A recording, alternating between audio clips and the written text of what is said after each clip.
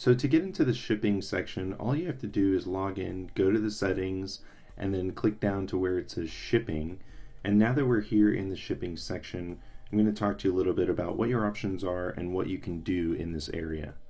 So the first thing that you need to understand is that because we set this up in the United States with a US address, everything has been already pre-selected to fit the United States address. And by that I mean our two shipping areas are the rest of the world and the United States specifically. So international shipping rates are down to $18 for any package from 0 to 20 pounds. That's a standard rate. So even if it was a half a pound, it would still unfortunately be $18 as a cost to any person purchasing a t-shirt from your shop.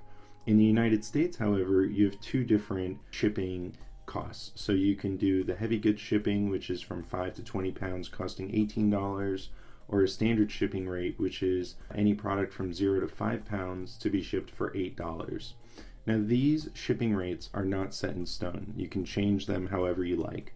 And the way that you would do that is by actually clicking on each individual item by itself. So for international shipping, for example, I'll just go ahead and click on international shipping, and then all of the editables will drop down here.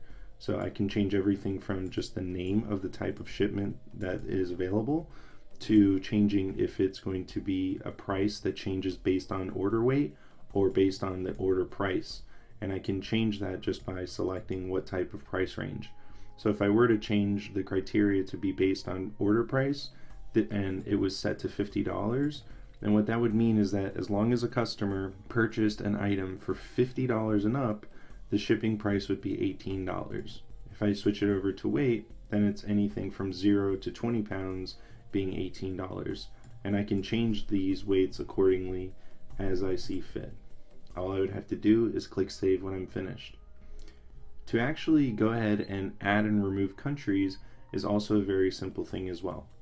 Right up here, right next to where it says rest of world, I can select remove country. I'll click on remove again. And then to add a country, all I have to do is go over to the left hand side, click on add a country, and I can start typing in a country's name. So the United States is already there, and our two borders are Mexico and Canada. Let's say that I wanted to start offering our shipping over into Canada. I would simply type in Canada, it pops up, I'll select it, and then it tells me that I can select European countries or North American countries to add all the countries in those zones as well. So I'll go ahead and show you that right now. North America, and we can go ahead and click North American countries, and if we were to do that, it would add all of the countries that are in North America. I'm going to go ahead and add a shipping rate for Canada by clicking on the button on the right. And you'll see that I can have the shipping rate name right over here. I can call it Standard Canada. And I can pick the criteria, the weight range or the price, the shipping price, and even select different regions and adjust the rate so that if I want to send things over to Alberta over on the west side, then I can increase the price because it might cost me a little bit more to do so.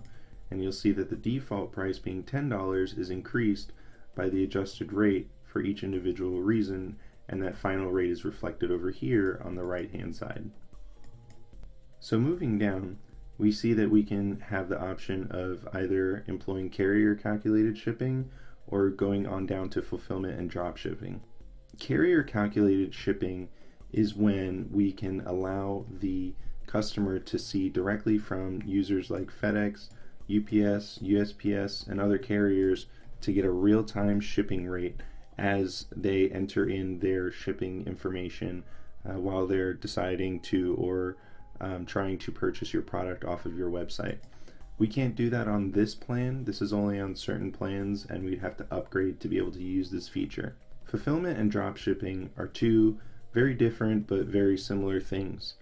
First of all, fulfillment is when you have a product and you wish to sell it online, but you have somebody like Amazon or Shipwire or Webgistics to actually hold all of your product in their warehouse, and then they'll actually go through and ship all of the products as people purchase them from your site.